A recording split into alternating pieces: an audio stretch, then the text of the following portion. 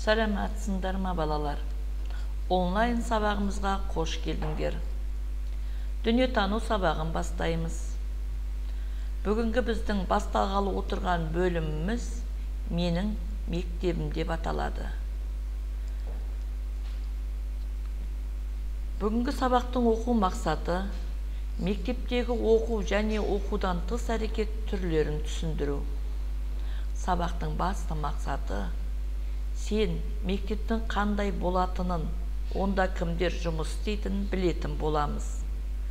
Мектептегі оқу және оқудан тыс әрекет түрлерімен танысамыз. Бүгінгі сабақтың бағалау критерийлері мектептің қандай болатынын, кімдер жұмыс істейтіні жөнінде сипаттама бересіңдер. Мектеп кабинеттерін және мамандық иелерін атайсың. Адам не үшін білім алатындығы жөнінде түсінік бере аласың.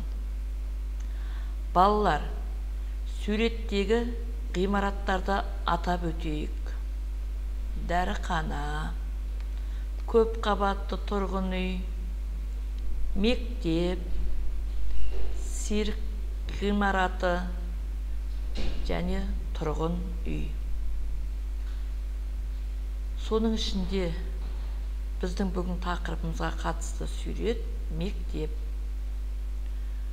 Мектепті біз жұмбақ түрінде бағаласақ, білімнен мол сиясы, балғындардың ұясы. Яғни біз оны мектеп деп отырмыз. Мектеп деп біз білім алатын орынды айтамыз.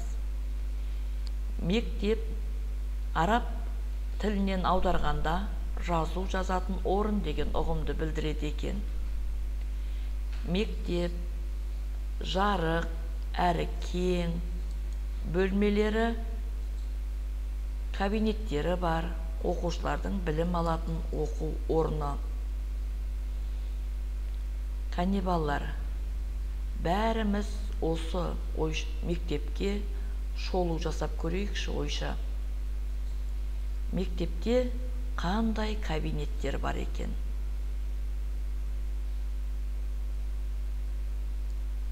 Дұрыс айтасыңдар.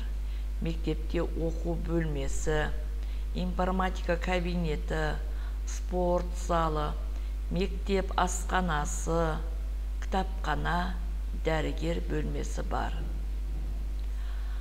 Ал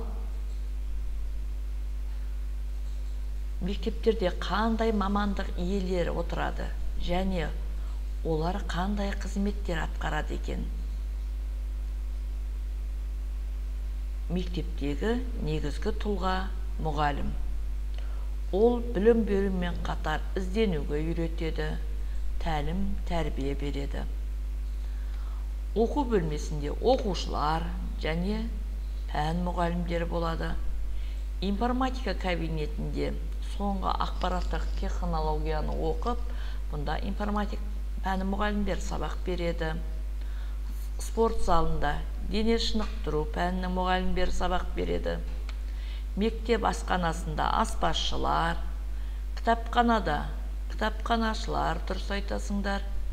Дәрігер бөлмесінде мектеп мейірбикесі жұмыс жасап, олар балалардың денсаулығын сақтап, білім алуларына өз үлестерін қосады. Балалар, оқулықты алайық, оқулықты ашайық. Біз қазір оқулықпен жұмыс жасаймыз. Оқулықтың 28-ші бетінде берілген 2-ші сынып оқушыларының жауаптарын талдап көрейік.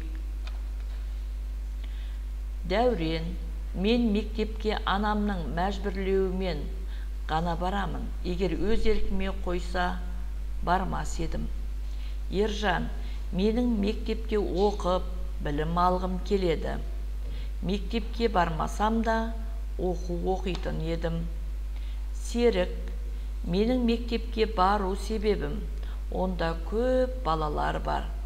Сондықтан онда көңілді, олармен ойын ойнауға да болады. Айжан, менің мектепке баратын себебім үлкен болғым келеді.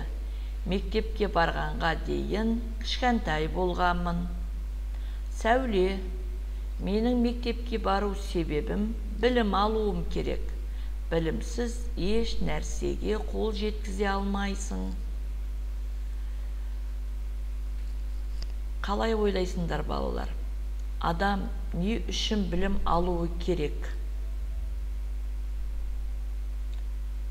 Дұрыс, балалар. Сендердің пікірлеріңе қосыламын. Мектептен тыс уақытта қалай және қандай білім алуға болады? Өте тамаша. Ал балалар, онда сендерге жеке тапсырма. Мектептегі өзіңе таныс кабинеттеріңді ата. Олардың неге қажет екенін түсіндіріп айтып береміз. Осымен сабағымызды қорытындылап, бүгінгі сабақтан қандай нәтижеге жеткенімізді бағалап көрейік. Ол үшін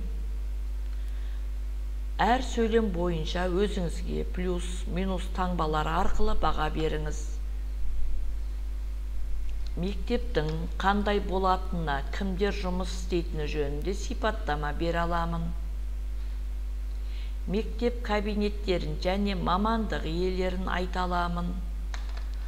Адам не үшін білім алатындығын жөнінде түсіндім.